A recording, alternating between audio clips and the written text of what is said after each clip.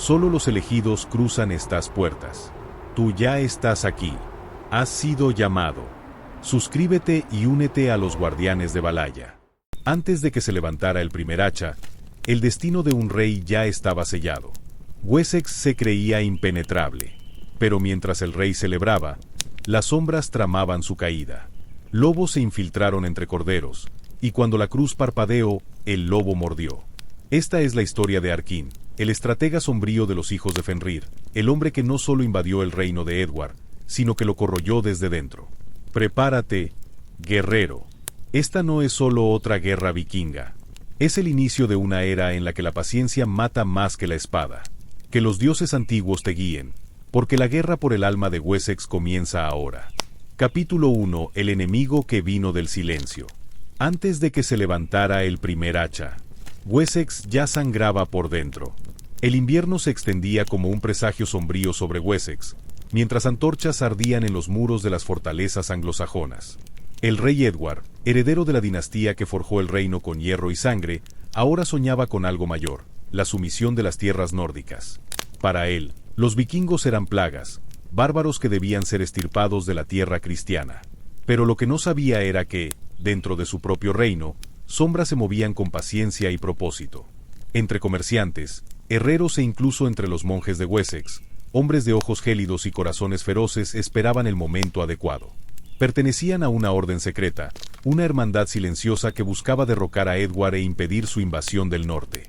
Su líder, un hombre cuyo nombre era susurrado entre aliados y temido por enemigos, caminaba entre los anglosajones como uno de ellos, pero su alma pertenecía a los dioses antiguos.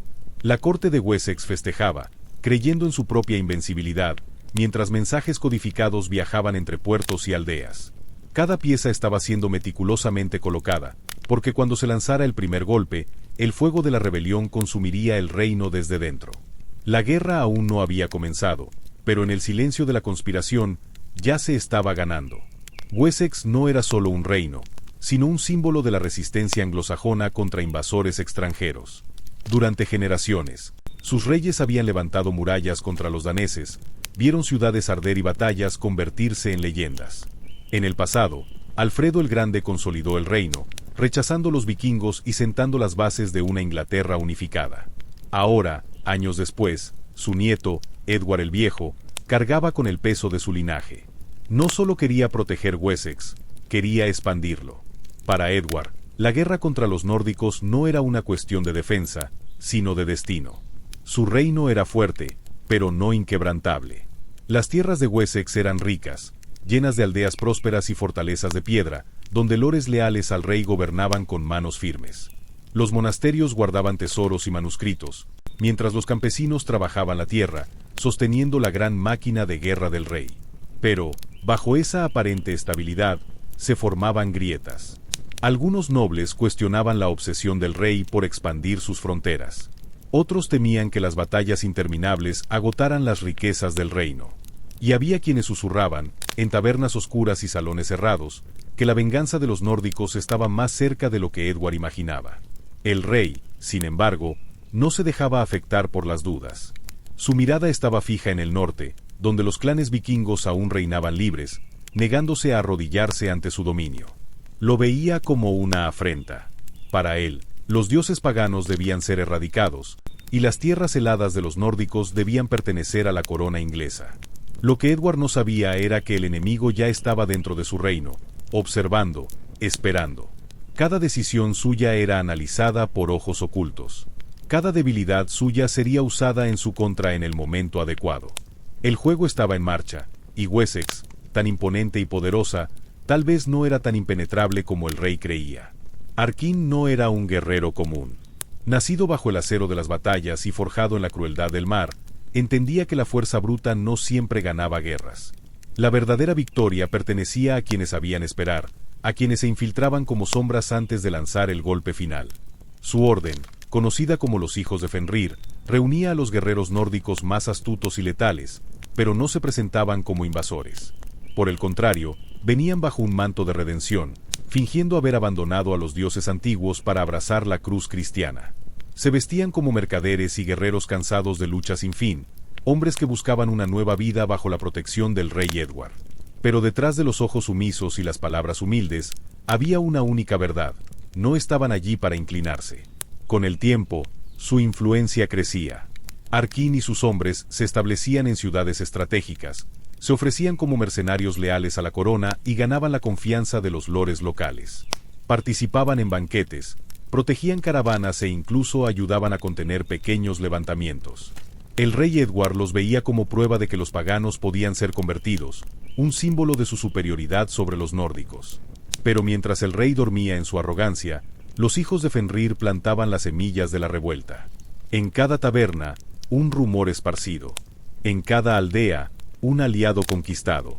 En los pasillos del castillo, un espía posicionado. El plan era claro: cuando llegara el momento adecuado, Wessex ardería desde dentro. Las puertas serían abiertas por el propio pueblo del reino, ya cansado de la guerra sin fin. Los lores insatisfechos serían presionados a elegir un bando. Y cuando Edward se diera cuenta de la traición, ya sería demasiado tarde.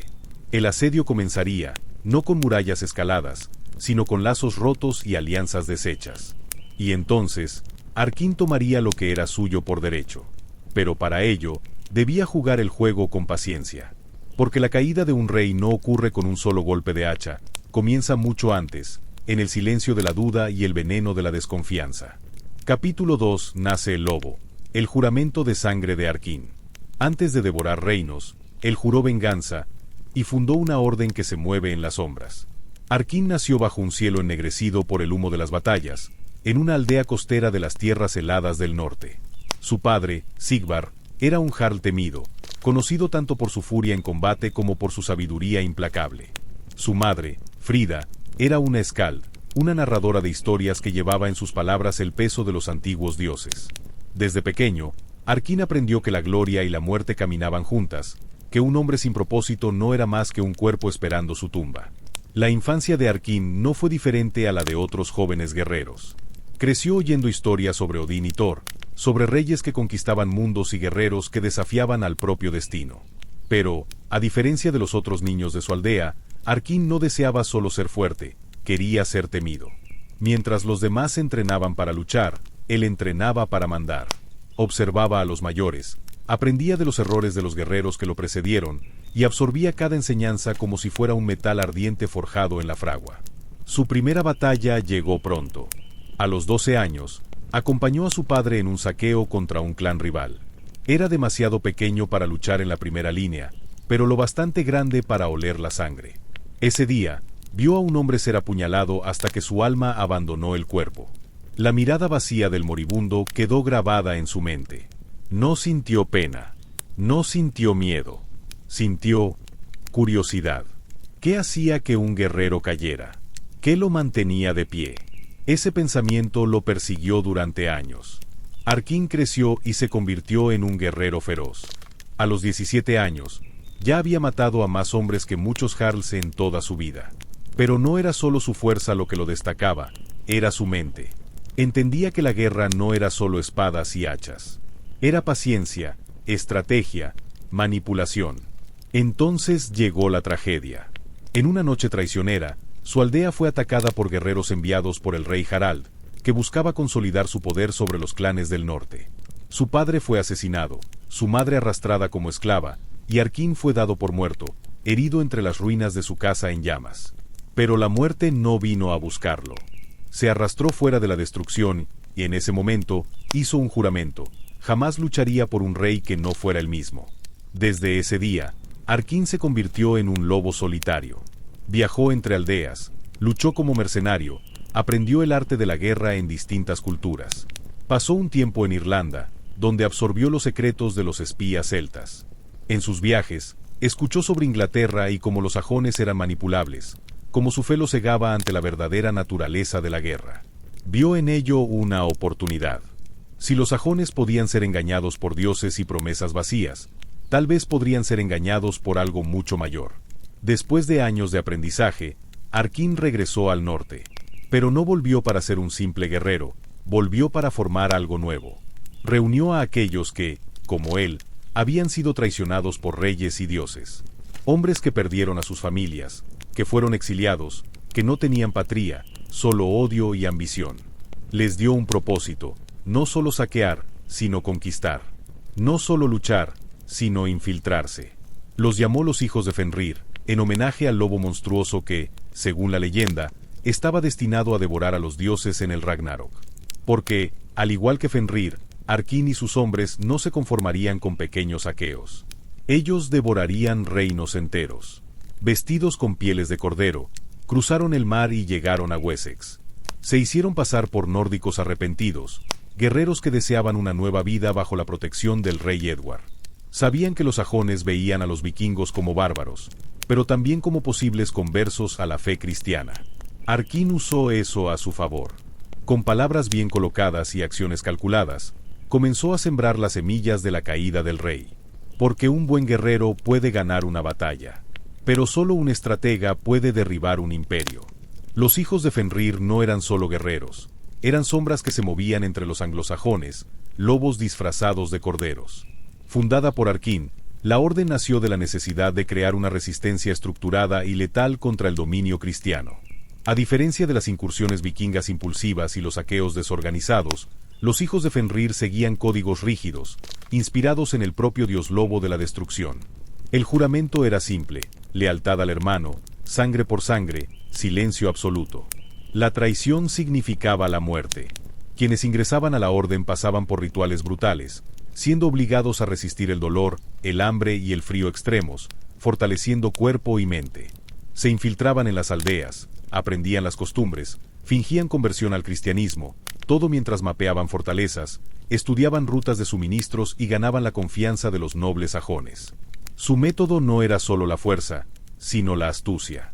Trabajaban como mercenarios para señores de tierras, juraban lealtad al rey Edward, convirtiéndose en soldados de su propia guardia, mientras transmitían información vital a sus hermanos ocultos.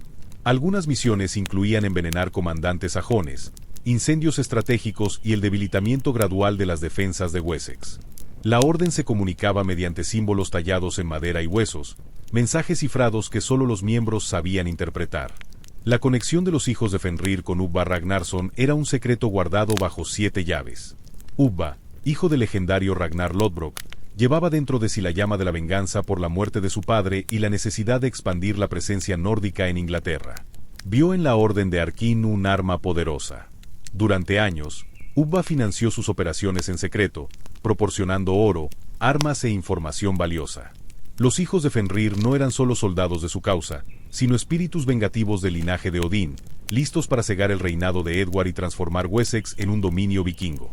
El cerco se estaba cerrando, pero un solo error podría echarlo todo a perder. Si has llegado hasta aquí es porque naciste para el Valhalla. Regístrate y promete tu lealtad a nuestra hermandad vikinga. Capítulo 3: El monasterio en llamas. El primer golpe al alma de Wessex. Mientras los sajones dormían, los lobos ya incendiaban los muros de la fe. Era una noche helada, las estrellas parecían espejos brillando en el cielo, pero en Wessex, la quietud solo era rota por los susurros del viento que arrastraba la nieve entre los árboles. El monasterio de St. Aldelm, aislado y erguido a la orilla de un río estrecho, era una fortaleza de piedra y fe. Pero bajo su apariencia tranquila y sagrada, se escondía un secreto. Sus muros acogerían a una tropa vikinga, liderada por Ubba Ragnarsson, que estaba a punto de dar el primer paso en un audaz plan para conquistar el corazón del reino de Wessex. Allí, en ese monasterio, los hijos de Fenrir mostrarían su verdadera fuerza. El monasterio de St. Aldelm no era solo un refugio para monjes y religiosos, sino también un punto estratégico de suministros para los ejércitos de Wessex. Edward, el rey, con su plan expansionista, había ordenado instalar una pequeña guarnición de soldados sajones allí, con órdenes de patrullar la región y asegurar que ningún vikingo osara invadir sus tierras. El comandante de la guarnición, Aethelred, era un hombre severo y atento, que nunca dudó de sus propias habilidades, pero estaba a punto de subestimar a los hombres que ahora se infiltraban en su territorio. Arkin, líder de los hijos de Fenrir, lo sabía. Había planeado cada detalle meticulosamente, desde la entrada silenciosa en la región hasta la disposición de las tropas en el momento de la acción. La orden, que hasta entonces había actuado como sombras disfrazadas, se preparaba para una ofensiva audaz. En una noche fría de invierno, la orden recibió el último de una serie de mensajes codificados de Ubba Ragnarsson, informando que las tropas de Wessex serían enviadas a un combate en una ciudad lejana, dejando el monasterio vulnerable. Era el momento perfecto para que los hijos de Fenrir tomaran el control e iniciaran el cerco a Wessex. Con la ofensiva acercándose, Arkin reunió a sus mejores guerreros. Estaban conscientes de lo que estaba en juego. El ataque sería rápido y letal, impulsado por un propósito innegociable: la destrucción del rey Edward y el fortalecimiento del linaje vikingo en tierras anglosajonas. El monasterio, aunque imponente y rodeado de bosques, no estaba preparado para el ataque furtivo que se aproximaba. La travesía del río, antes un obstáculo natural para la invasión, se transformó en una ventaja estratégica. Los hijos de Fenrir, hombres expertos en combates nocturnos, utilizaron botes pequeños y silenciosos, equipados solo con remos y velas, para cruzar las aguas y acercarse al monasterio sin ser detectados. Mientras tanto, dentro de los muros del monasterio, los soldados sajones, confiados de que la amenaza vikinga se había disipado por un tiempo, estaban embriagados por la tranquilidad de la noche. Muchos descansaban tras un largo día de patrulla, y otros se habían retirado a sus camas, relajados por la idea de que, estando dentro de un lugar protegido y sagrado, estaban a salvo de cualquier ataque. Pero Arkin y sus hijos de Fenrir sabían que el exceso de confianza es el mayor error que puede cometer un ejército. El plan era claro: los hijos de Fenrir entrarían al monasterio durante la noche, y en un ataque relámpago, tomarían el control de todo el lugar. Arkin, que se posicionó en la primera línea, con su espada ancha y el distintivo lobo esculpido en su cinturón, dio la señal para el ataque. Con un grito silencioso, sus tropas avanzaron. La primera parte de la estrategia fue crucial: eliminar a las centinelas en las torres del monasterio. En un movimiento perfecto, los hijos de Fenrir usaron cuerdas y escaleras para escalar los muros, tomando los guardias por sorpresa e inmovilizándolos antes de que pudieran emitir sonido alguno. Al mismo tiempo, una pequeña unidad fue enviada al granero, donde se almacenaban víveres y suministros. El objetivo era incendiar la zona y sembrar el pánico. La idea era crear confusión, dispersar a los soldados sajones, mientras los verdaderos objetivos de la misión se llevaban a cabo. El momento del choque llegó con un estruendo. Cuando los hijos de Fenrir irrumpieron en la sala principal del monasterio, la batalla ya estaba en pleno desarrollo. Las hojas de acero cortaban el aire, el olor a sangre y sudor se mezclaba con el incienso que aún flotaba entre las columnas de piedra. Los monjes, en su mayoría pacíficos y devotos, fueron tomados completamente por sorpresa. Algunos intentaron esconderse en las cámaras internas, mientras otros estaban tan aterrados que apenas lograban pedir misericordia. Pero para Arkin y sus guerreros, no había misericordia. Los hijos de Fenrir estaban allí con un único propósito: capturar el monasterio y usar su ubicación estratégica para sus futuras campañas. La lucha dentro del monasterio fue brutal. La habilidad de los vikingos en el combate cuerpo a cuerpo y su entrenamiento de resistencia psicológica fueron decisivos. Arkin, con su calma imperturbable, fue el primero en entrar al gran salón de oración, donde muchos soldados sajones se habían reunido para planear los próximos movimientos de Edward. La sorpresa fue tal que muchos no lograron reaccionar a tiempo. Arkin, con su espada afilada, atravesó las filas enemigas, derribando soldados uno por uno. A su lado, los guerreros de su orden, hombres implacables y entrenados para la guerra, luchaban ferozmente. Durante el enfrentamiento, Aethelred, el comandante sajón, intentó reagrupar a sus fuerzas y montar una defensa, pero la desorganización del ataque y la sorpresa lo tomaron en desventaja. En un intento de proteger el monasterio, ordenó a los soldados formar una línea de defensa en la entrada principal. Sin embargo, Arkin ya había mapeado cada ruta y punto débil de la fortaleza. Una segunda unidad de los hijos de Fenrir, posicionada estratégicamente en las torres, comenzó a disparar flechas incendiarias, prendiendo fuego a partes de la estructura y desorientando aún más a los sajones. Cuando los primeros rayos de luz comenzaron a aparecer en el horizonte, el monasterio estaba en ruinas. El suelo estaba cubierto con los cuerpos de soldados sajones y monjes, y el aire era espeso con el humo de los incendios. Pero la misión estaba lejos de haber terminado. Arkin, con su mirada fría e implacable, tenía otra tarea en mente. No se trataba solo de una batalla física, sino de un movimiento estratégico para la dominación de Wessex. La captura del monasterio no era un fin en sí mismo, sino el primer paso de una larga marcha. La tropa de Ubba Ragnarsson, que aún no había llegado al lugar, sería recibida con una fortaleza ahora bajo el control de los hijos de Fenrir. Más que una victoria, esa ofensiva era una señal clara de que los vikingos estaban listos para tomar Wessex, paso a paso, debilitando cada rincón del reino, hasta que finalmente la tierra estuviera a merced de sus invasores. Arkin sabía que, con la ayuda de Ubba, lograría derribar a Edward y llevar las tierras del rey anglosajón a la era de los hijos de Fenrir. El monasterio, ahora en manos vikingas, se convertiría en un símbolo de resistencia. Su ubicación estratégica y los recursos allí almacenados serían fundamentales para los próximos movimientos de los hijos de Fenrir, mientras comenzaba el cerco a Wessex. La guerra estaba lejos de terminar, pero los hijos de Fenrir habían dado el primer y más sangriento paso en su jornada hacia la dominación. Y para Arkyn, el líder imbatible, la victoria en el monasterio de St. Aldelm no sería más que el inicio de una nueva era vikinga. Capítulo 4. En la antesala de la tormenta, cuando los dioses esperan en silencio. Las murallas aún seguían en pie, pero las puertas ya temblaban por dentro. El monasterio de St. Aldelm, que antes era un símbolo de fe y tranquilidad para los sajones, ahora era un bastión de fuerza vikinga, y su captura por parte de los hijos de Fenrir marcaba el inicio de una preparación meticulosa. Arkyn, consciente de que esa primera victoria era solo una pieza en un juego mayor, sabía que el siguiente paso sería crucial para asegurar el dominio de Wessex. El control del monasterio representaba no solo una victoria militar, sino una palanca estratégica para los hijos de Fenrir, que pronto comenzarían a moverse para consolidar su presencia y expandir su fuerza. Tras la victoria en St. Aldelm, Arkyn ordenó que el monasterio fuera fortificado. Los hijos de Fenrir sabían que, aunque el monasterio estaba bien ubicado, aún no ofrecía seguridad absoluta contra una posible contraofensiva sajona. Las murallas fueron reforzadas con madera de roble traída de los bosques cercanos, y los campos alrededor de la fortaleza fueron minuciosamente vigilados. Se colocaron trampas en los senderos y salidas del monasterio, para asegurar que ninguna patrulla enemiga pudiera acercarse sin ser detectada. Mientras tanto, dentro de los muros del monasterio, los guerreros vikingos se entrenaban con ferocidad. Arkyn, imperturbable, supervisaba cada movimiento, cada ejercicio.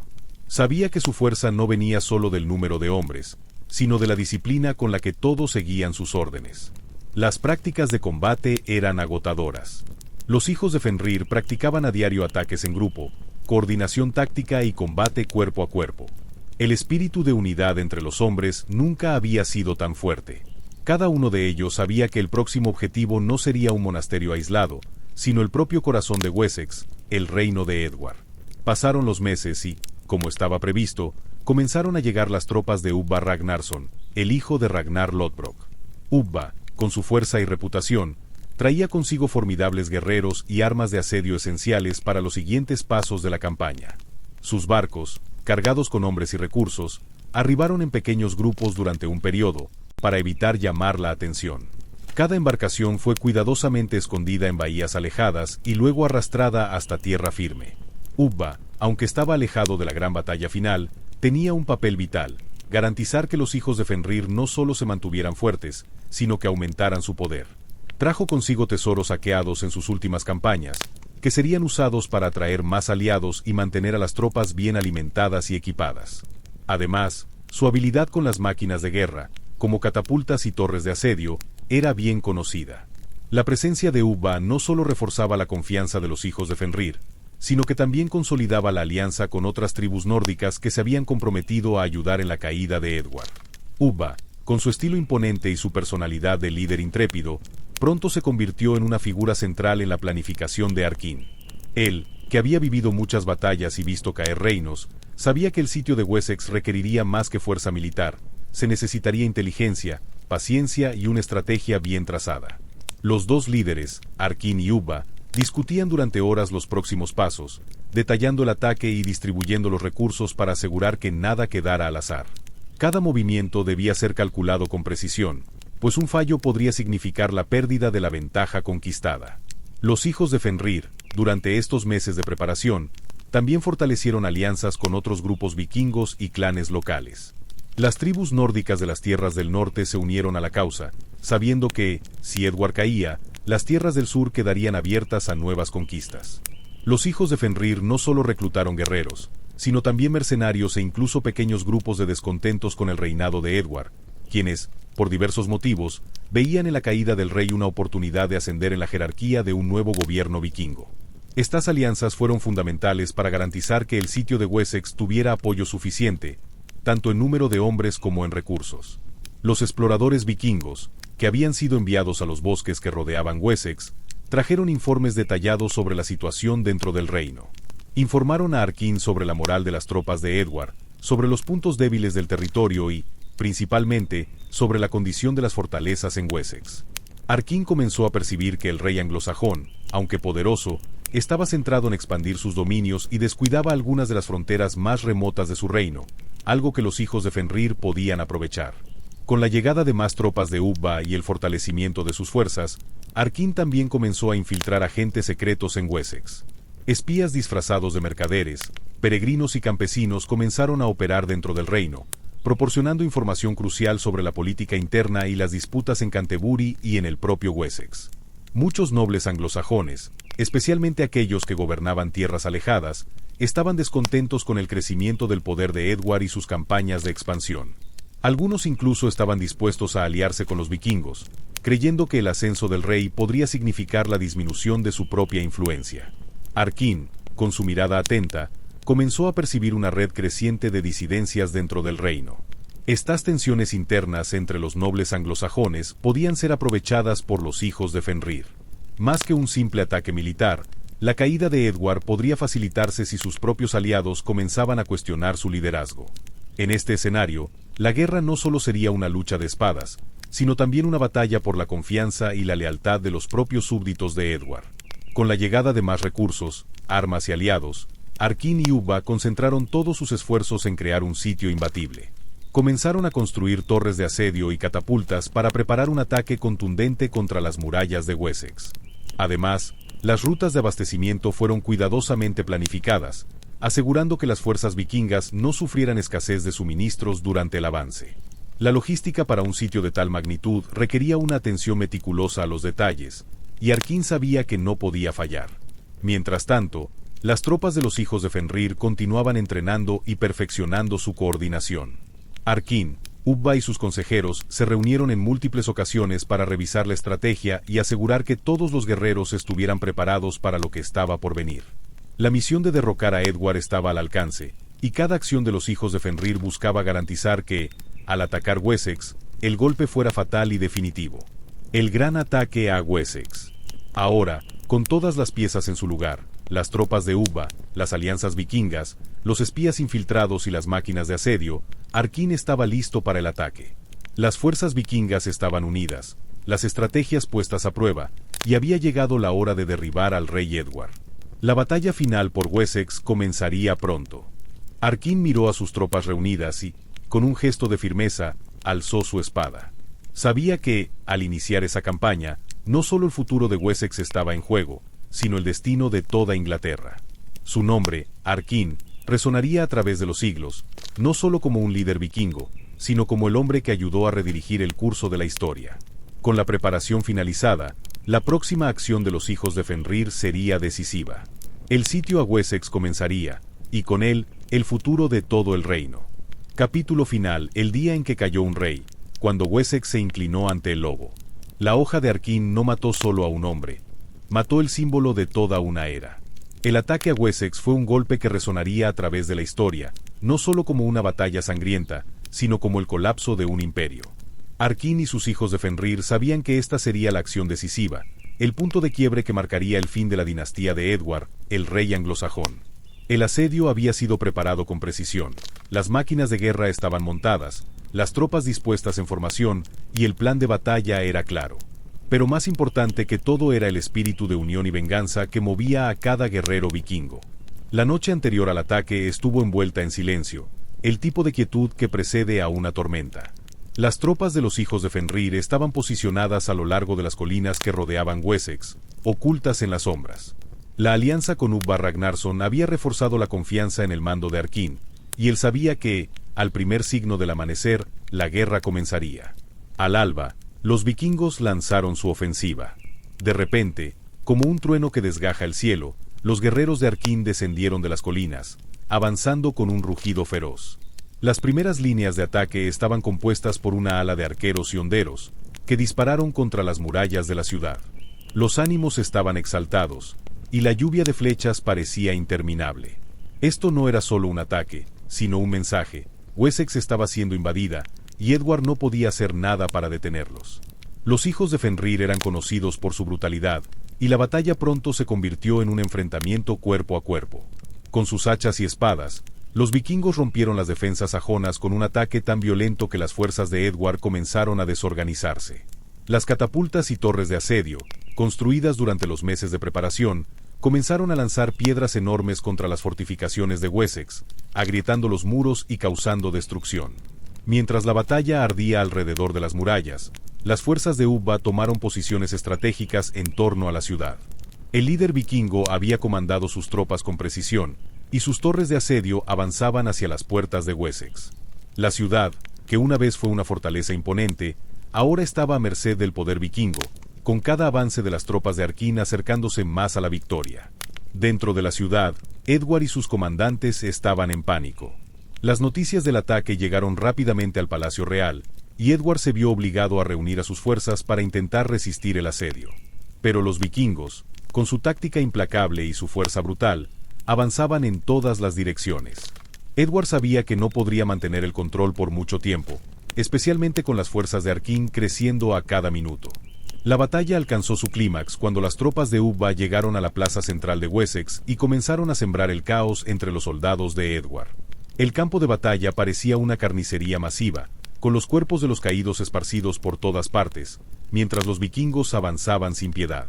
Arkyn, montado en su caballo, comandaba la batalla con una presencia innegable. Observaba cada movimiento de sus tropas y ajustaba las estrategias según era necesario.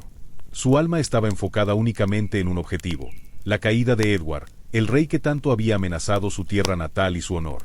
Las fuerzas de Edward se desmoronaban, y los vikingos, con su tenacidad imbatible, tomaban cada rincón de la ciudad. La batalla culminó en un enfrentamiento épico frente al Palacio Real. Edward, desesperado, tomó su espada y reunió a sus hombres más leales para intentar hacer frente a Arkyn. La lucha fue intensa, con el sonido de espadas y hachas chocando en el aire, pero los hijos de Fenrir eran una fuerza imparable. Edward, a pesar de su valentía, no podía seguir el ritmo del ímpetu vikingo. La guerra no era solo física, era una guerra por el alma de Wessex, y Arkyn lo sabía con cada fibra de su ser.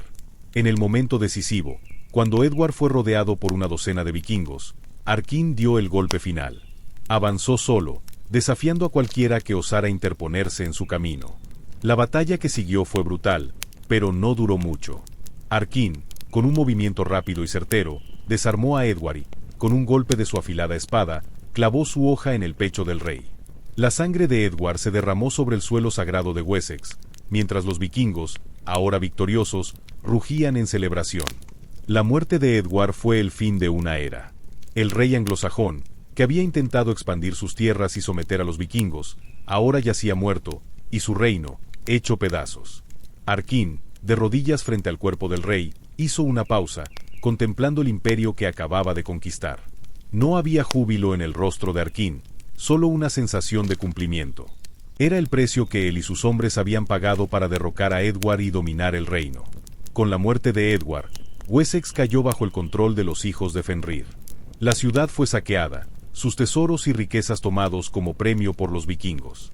La población sajona, temerosa, fue forzada a someterse a sus nuevos gobernantes. Arkyn, aunque victorioso, sabía que esta conquista era solo el comienzo. El reino de Wessex ahora estaba en manos vikingas, pero el futuro seguía siendo incierto. Mientras sus hombres celebraban la victoria, Arkyn miró hacia el horizonte. Su mirada se alejaba de la ciudad conquistada, sus pensamientos volvían a las tierras distantes que aún quedaban por conquistar, a los enemigos que aún estaban por venir. El viaje de los hijos de Fenrir no había terminado, y aún quedaban muchos caminos por recorrer, llenos de desafíos y nuevas batallas. Pero, por ahora, el reino de Wessex yacía a los pies de los hijos de Fenrir, y Arkyn sabía que el futuro estaba en sus manos. Habían derribado a un rey, destruido un imperio, y ahora se preparaban para nuevos desafíos. La historia de Arkyn y sus hijos de Fenrir estaba lejos de haber terminado.